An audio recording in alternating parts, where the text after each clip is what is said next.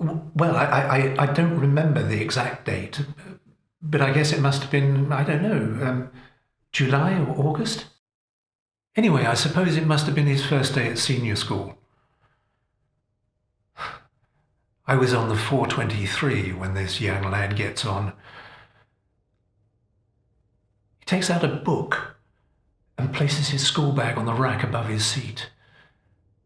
Then he takes off his jacket and adjusts his glasses using his index finger whilst nervously glancing from side to side. He sits down diagonally opposite me and just dives into his book. As he sits there, reading his textbook, he looks up at the end of every sentence, sometimes scanning the passengers and sometimes trying to get his bearings out of the window. Well, I'm transfixed, but look away to avoid eye contact.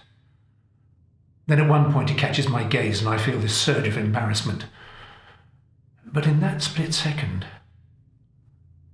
there's something that attracts him to me. Not sexually, you understand.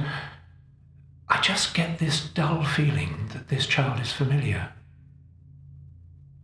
Well, anyway, in the days and weeks that followed, he invariably got on the same train as me, adjusting himself and going through the same routines as he did on that first day.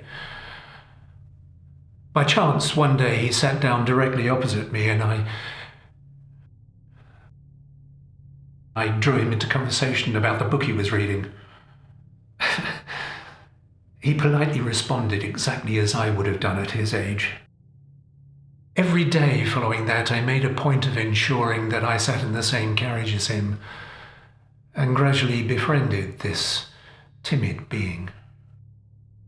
As time went by, I asked more and more personal questions, which he answered without suspecting anything.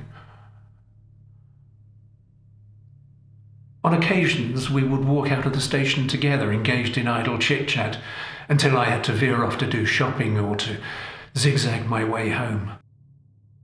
I was sometimes aware of others around us who might suspect that I was grooming him. So I would take care with the language that I used, camouflaging it so that eavesdroppers would think of me as a neighbour or a relation. It was on one such occasion that it occurred to me why this child was so special. The way he looked, his mannerisms, the nervous twitches, and the apparent total lack of friends were all a reflection of my early life. So much of what he had told me was what I had experienced in my childhood, and given my shambolic emergence into adulthood, I was determined to guide him away from the mistakes that I had made, determined to nurture his confidence, eradicate his shyness, so that he would have a better chance in life. Coincidentally, one day, his mother met him at the station to tell him that she had made an appointment for him at the barber's and that he should go immediately. I introduced myself and congratulated her on her son's polite behaviour, asking her if she would like a drink in the cafe down the high street opposite the chemist's, where it was only a few doors down from the barber's. She accepted, and during the course of our conversation, it became apparent that my fears for this child were indeed well-founded. His mother and I became friends and would meet over a coffee from time to time. This way I began to learn more about his childhood, the relationship with his mother and abusive father. And it was indeed an almost faultless reflection of the trigonometry of my early years. My attempts to cajole him away from my path proved entirely fruitless.